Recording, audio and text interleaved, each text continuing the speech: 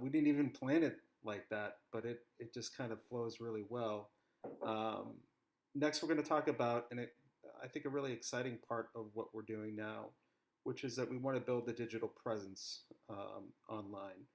We are currently in the process of doing that, not only as a public-facing website, but also as a private membership hub for GPN members. So to share discussions, to share ideas, to present cases, and to offer partners a place to show off their work and to talk about what they do.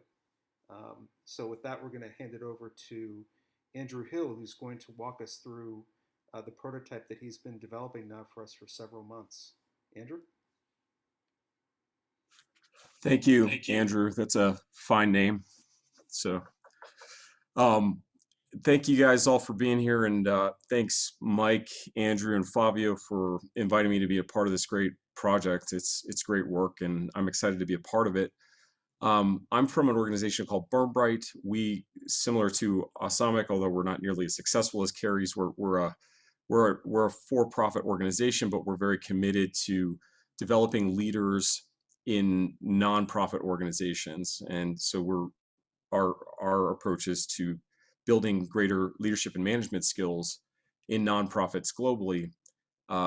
Flavio and I have worked together on research in the past, and that's how I became aware of the great work that Mike and his team are doing in possibility development.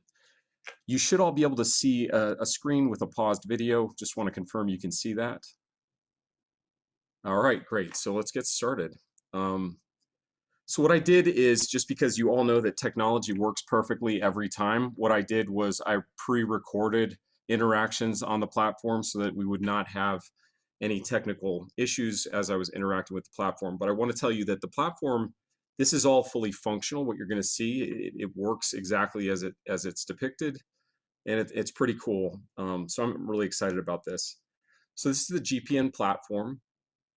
It is, as Andrew said, a login community. So members essentially log into the platform, and the first place they arrive on the platform is what's called the live feed. So this is the live feed, and we'll talk about what you see on the live feed.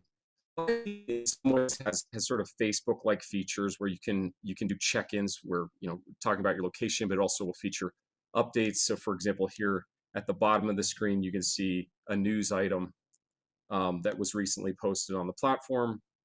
This is obviously just demonstrated text. It's total gibberish, but it gives you a sense of the functionality. You can view full news items on the live feed, but you can also find them in the news section of the platform. The platform, as I said, has Facebook-like features where people can comment on posts, on check-ins, and so on. They can like as well those posts. It also has some pretty significant social media widget integrations. So, if GPN has a Twitter feed, a Facebook page, we can all link that. We can link all that stuff in. So here the person is talking about Carrie's great post, and talking about that. So it's just a really cool social environment.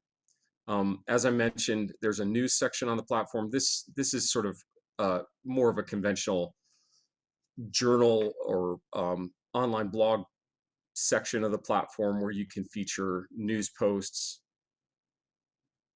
These posts are searchable based on tags and keywords. So as posts grow, it's very easy to find stuff.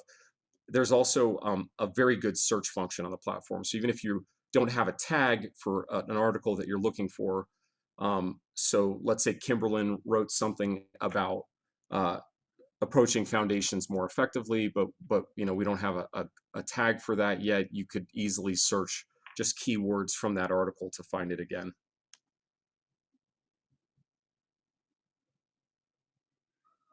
It's also optimized for mobile. We are developing mobile apps for Apple, iOS, and Google Play Store for Android as well. So and it looks really good on mobile. It's very easy to use. One of the coolest features of the platform is the people function. So the N in Global Possibility Network stands for network, and it's about connecting people. Now this is a screenshot from our other platform that we run, which is for nonprofit leaders. And it has this really cool feature where you can see kind of the geographic distribution of active members on the platform, which I just think is really neat just visually, but you can also drill down. Oops, sorry. You can also drill down on the map to get a little more detail. If you want to sort of see what's going on in, say, the eastern United States, you get greater granularity as you move forward. And in terms of searchability on profiles, profiles are easily searchable based on keywords. So for example, you want to know who went to Berkeley on the platform, you just put in a keyword Berkeley, you can find a profile. Just for disclosure, this is a fake profile. That's my son David in the picture. This is not a real person. Although I did go to Berkeley, so that part is about me. Is there a question? Sorry, Andrew, did you have a question? No, I was just chuckling. Okay. Yeah. It's a good photo. Another great feature of the platform is the ability to share content. So I've created what's called the GPN library. Right here in the main, this is what we call the global menu. So we've worked through the live feed, the news page, the people feature. Now we're in the GPN library. Here we have 3 folders that we've created: possibility development, foundations, that's missing from there, community publications, working papers.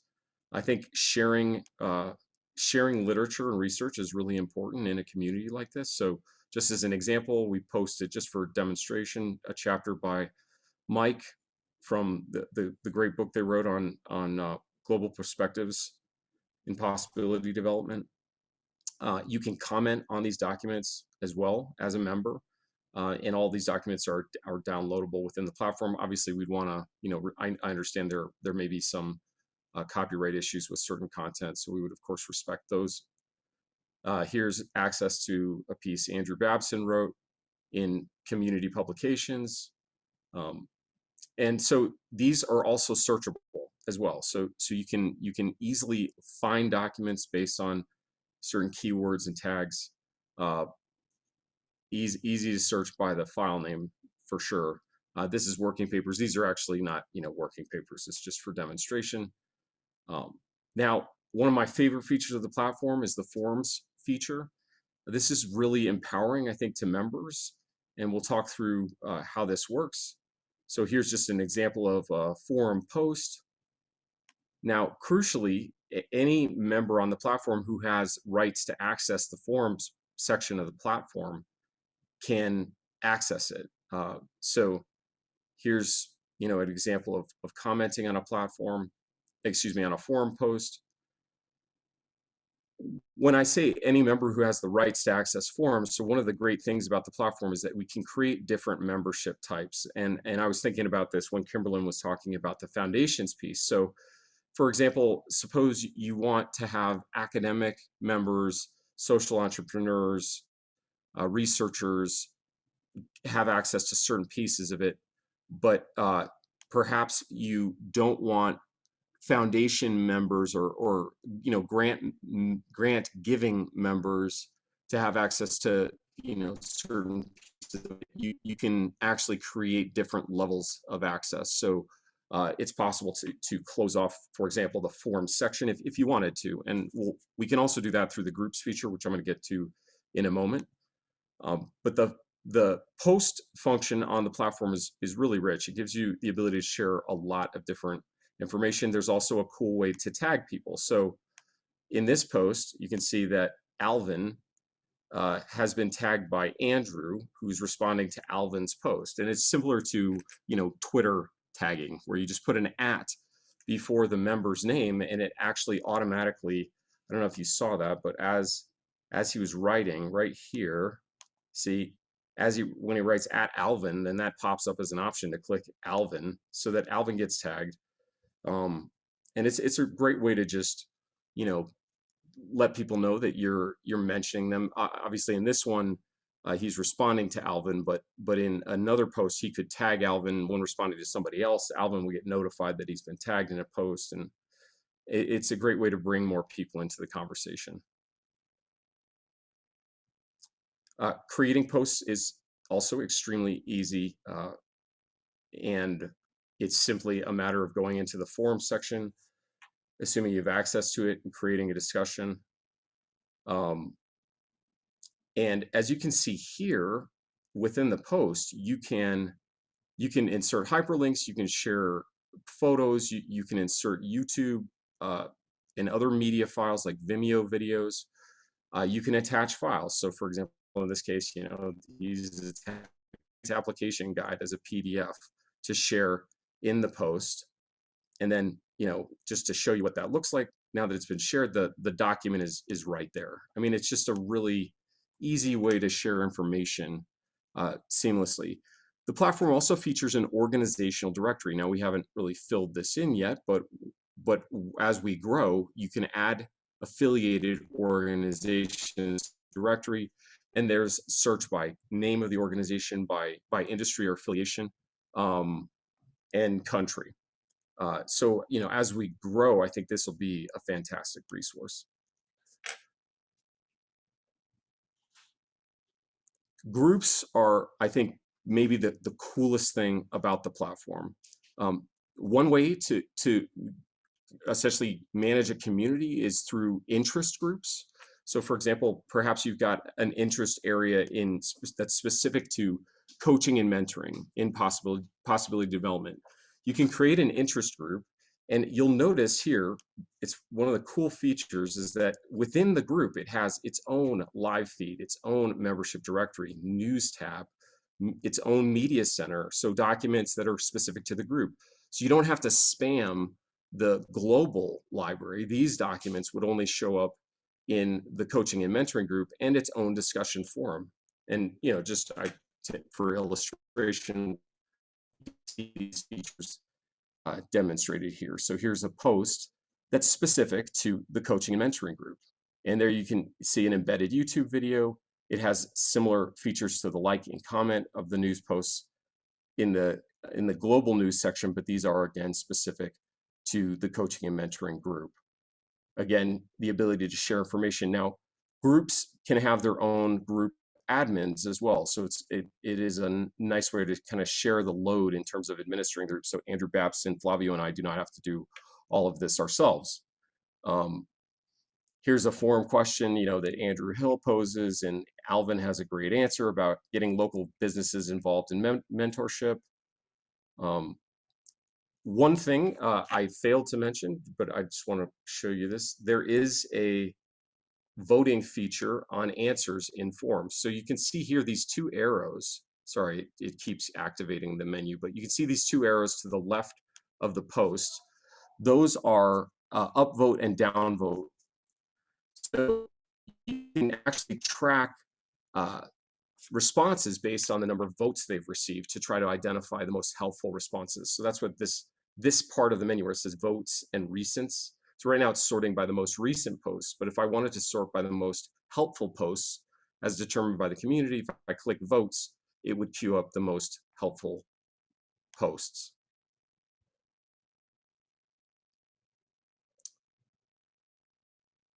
And again, you have the same membership features as you have on the global system as well, the ability to search based on a number of features.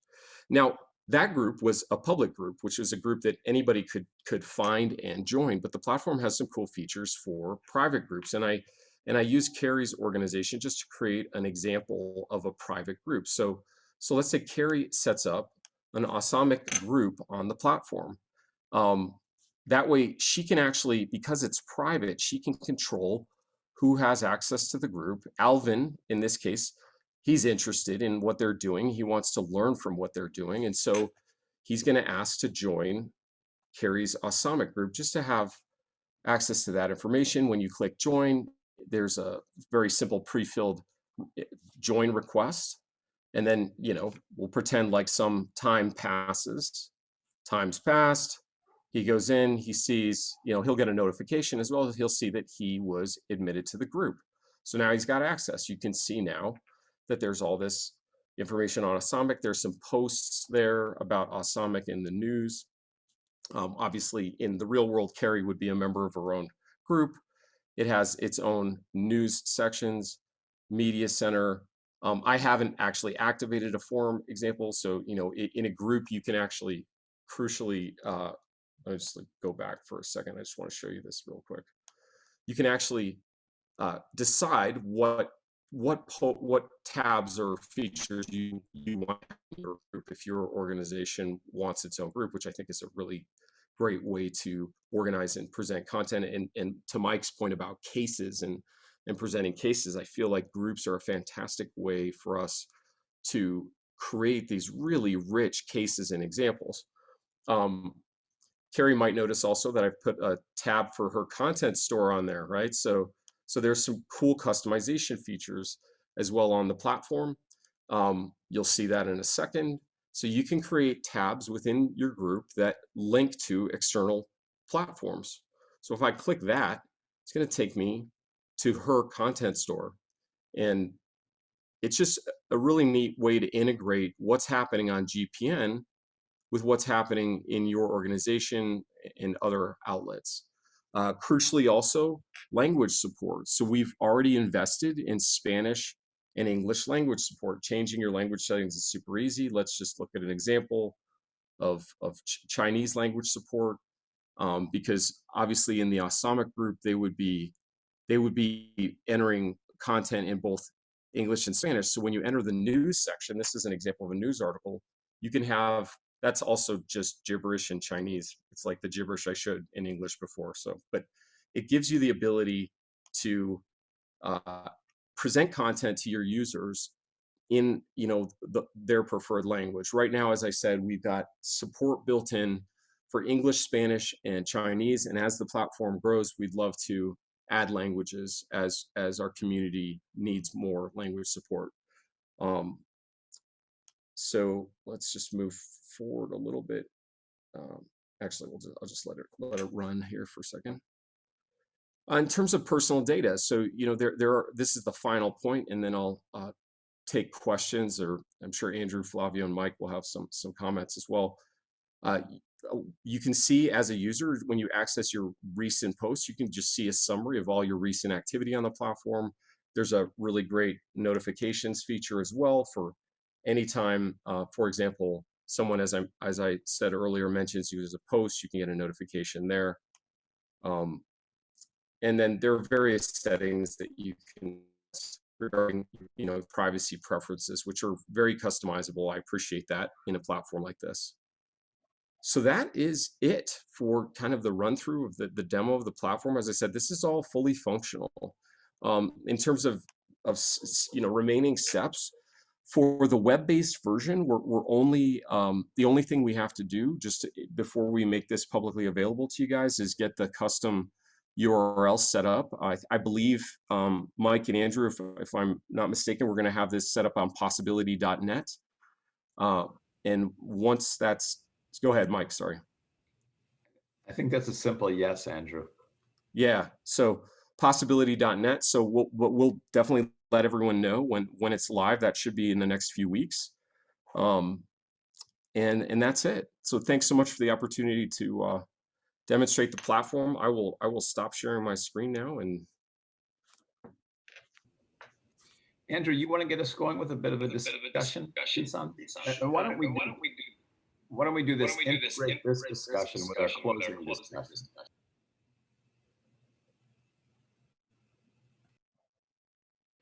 Sure.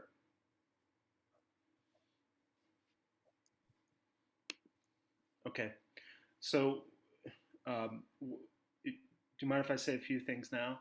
Yeah, please do. We're kind of heading into our wrap-up session, and first of all, thank you, Andrew, for doing this. It's been fantastic working with you on this, and Flavio, of course. Flavio has been really the champion of this idea, and I just want to say one thing, which is that I have to admit that it took me a little bit of convincing that this was something that could be of importance and of value. Because my thinking is, well, there are already so many different digital tools out there for doing this kind of thing. So we had a really good discussion a couple of months ago. I just said, Andrew, we've been working on this now for a while, but I got to be honest with you, I still need to be kind of sold on it. And a couple of things really helped me understand. Number one, GPN is going to be one of many things that we are all doing.